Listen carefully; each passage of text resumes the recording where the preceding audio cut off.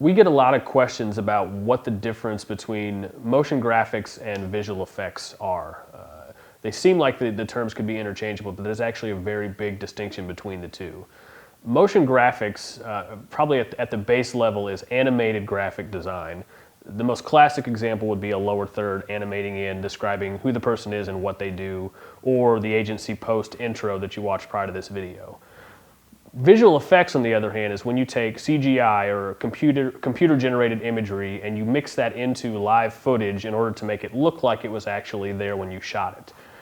Some examples of what would be considered obvious visual effects would be dinosaurs or Harry Potter wands or those type of things where it's very obvious it wasn't there when you shot it, but it looks integrated into the scene as if it were real. Visual effects also has a side called hidden visual effects, where you do something like a sky replacement or a rig removal or a logo removal. Perhaps you shoot a scene and somebody has a shirt that has a logo on it, but you can't use that logo, you don't have the rights for it.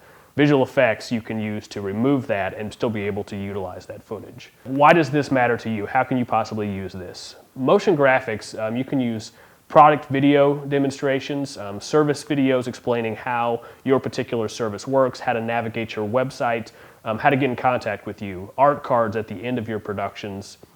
A lot of information can be presented through motion graphics. Visual effects, as I said earlier, you can use it to replace skies, you can use it to clean up footage, and you can also use it to enhance pieces of your footage that you hadn't done before. And to help you kind of visualize what that looks like, this is an example of what a motion graphic would look like. And then this is an example of visual effects. So hopefully through this video you've been able to learn the difference between the two, and you can now have a bit more confidence when you're talking to your clients and to your production houses about what you need for your particular productions.